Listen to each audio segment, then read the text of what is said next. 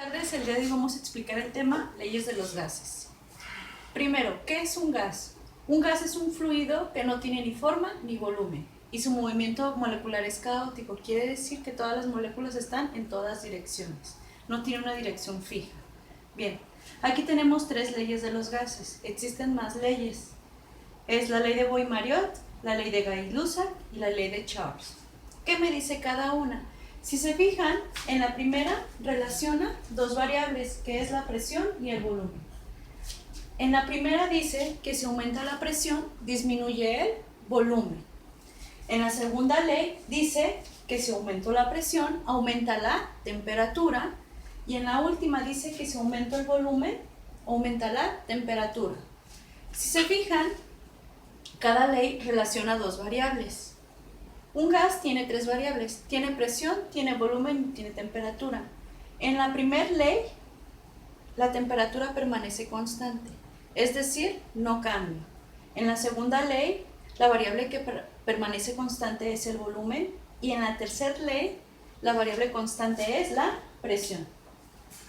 Tenemos tres maneras de medir la presión de un gas, que es en atmósferas, en milímetros de mercurio y en pascales. Las equivalencias son las siguientes.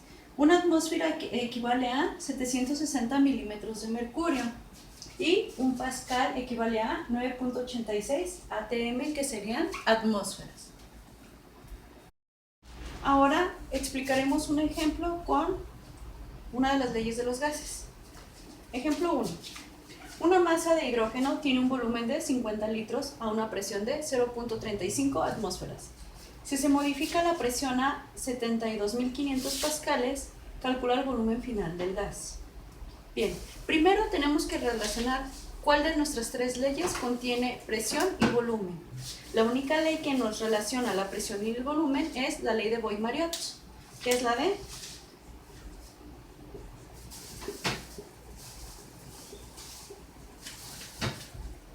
presión 1 y volumen 1 es igual a presión 2 por volumen 2. Quiere decir que si aumento la presión, disminuye el volumen. Bien, ahora, si se fijan, la variable que nos pide es el volumen final. Quiere decir que tengo que despejar volumen 2 de toda esta ecuación. Y me queda lo siguiente. Presión 1, volumen 1 es igual a volumen 2. Si esto está multiplicando, pasa dividiendo. Sobre presión 2. Y esta es la ecuación que me va a servir para solucionar este problema. Ok, los datos que tenemos en el problema son los siguientes. El volumen inicial son 50 litros, la presión inicial 0.35 atmósferas y la presión final son 72.500 pascales. Y tenemos que encontrar el volumen final. Primero, para comenzar este problema, tenemos que tener en las mismas unidades las presiones. No puedo tener aquí atmósferas y aquí pascales. Mi decisión va a ser convertir estos pascales a atmósferas. Entonces, si yo sé que un pascal es igual a 9.86 atmósferas y tengo 72.500, voy a multiplicar 72.500 por 9.86 atmósferas. El resultado de esta multiplicación es igual a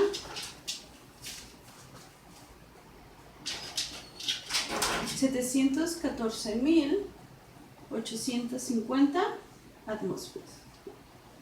Ahora, como ya tengo las dos unidades de medición en atmósferas, ahora sí puedo resolver mi problema. Sustituiría cada uno de los datos en mi ecuación, que sería presión inicial es igual a 0.35 atmósferas. Y esto lo tengo que multiplicar por el volumen inicial, que son 50 litros. Esto lo divido entre mi presión final, que son 714.850 atmósferas. Si se fijan aquí, puedo eliminar atmósfera con atmósfera. Y 0.35 por 50 me da como resultado 17.5 litros. Y esto lo voy a dividir entre 714.850. y mi resultado final me da que el volumen del gas es igual a 0.00002 litros. Y se cumple la ley de Bohr-Mariotte, que dice que si aumento la presión, disminuye el volumen. Si se fijan, el volumen inicial y el volumen final es más pequeño que el volumen inicial. Bueno, chicos, este sería un problema aplicado de la ley de Bohr-Mariotte. Gracias. Dice lo siguiente. Un tanque contiene oxígeno a una presión de 1.03 atmósferas a una temperatura de menos 25 grados Celsius. Si modificamos su temperatura a 122 grados Celsius, ¿cuál será la presión final del oxígeno? ¿Qué ley nos relaciona tanto la presión como la temperatura? La ley de Gay-Lussac, que dice lo siguiente. Presión 1 por temperatura 2 es igual a presión 2 por temperatura 1. Quiere decir que si aumenta la presión, aumenta la temperatura. Antes de empezar nuestro problema, recordemos que las temperaturas deben estar expresadas en kelvins. Quiere decir que no podemos empezar nuestro problema con grados centígrados. Hay que convertir a kelvin. Ok, la ley que nos relaciona a este problema es la ley de Gay-Lussac, que dice que si aumenta la presión, aumenta la temperatura. Bien, como el problema nos pide la presión final, vamos a despejar P2 de esta ecuación. Nos quedaría lo siguiente.